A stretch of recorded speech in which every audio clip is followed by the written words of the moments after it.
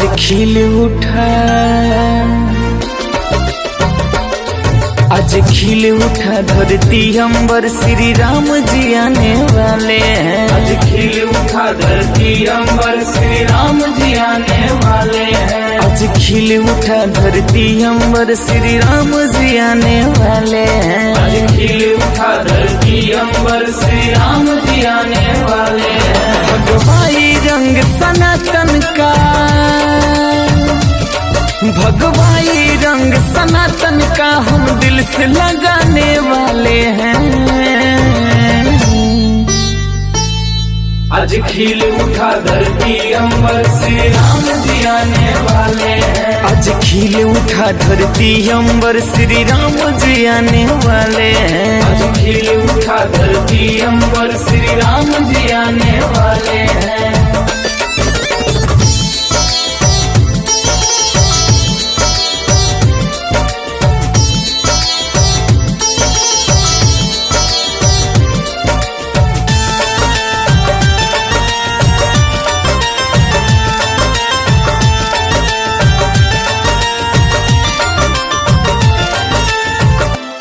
सौभाग्य हमारा इतना, सीने में राम जी बसते हैं।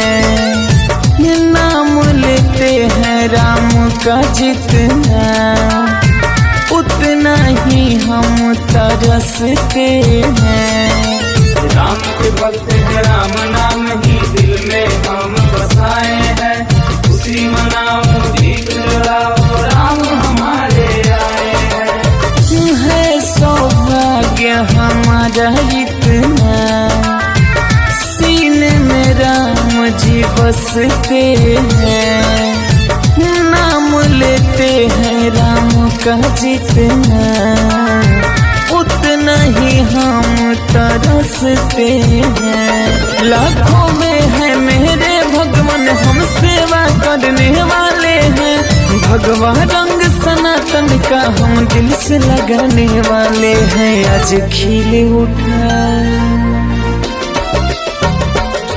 आज खिल उठा धरती अंबर, श्री राम जी आने वाले हैं। आज खिल उठा धरती अंबर, श्री राम जी आने वाले हैं। आज खिल उठा धरती अंबर, श्री राम जी आने वाले हैं। आज खिल उठा धरती अंबर, श्री राम जी आने वाले हैं। भगवाई रंग सनातन का, भगवाई रंग सनातन का हम दिल से लगाने वाले हैं।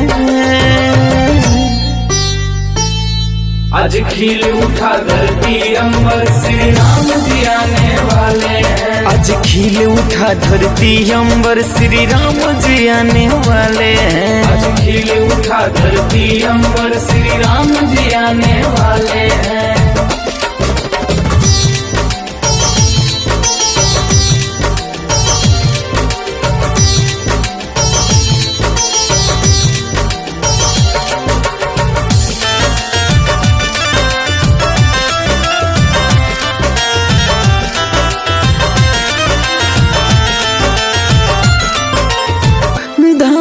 अयोध्या अवध नगरी, गली गली में चर्चा है।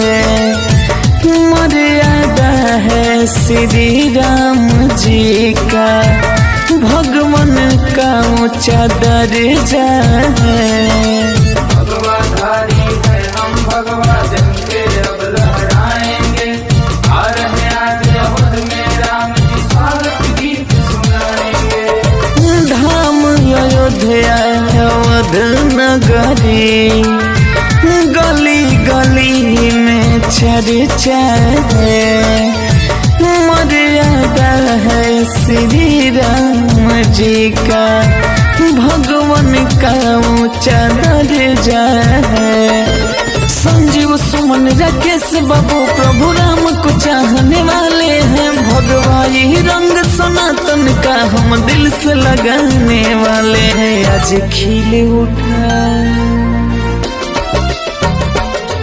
आज खिल उठा धरती अंबर, श्री राम जी आने वाले हैं। आज खिल उठा उठा धरती अंबर श्री राम जी आने वाले हैं। आज खिल उठा धरती अंबर श्री राम जी आने वाले हैं। आज खिल उठा धरती अंबर श्री राम जी आने वाले हैं। भगवाई रंग सनातन का,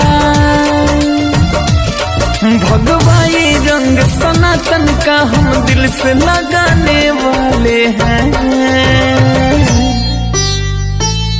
आज खिल उठा धरती अंबर श्री राम जी आने वाले हैं। आज खिल उठा धरती अंबर श्री राम जी आने वाले हैं। आज खिल उठा धरती अंबर श्री राम जी आने वाले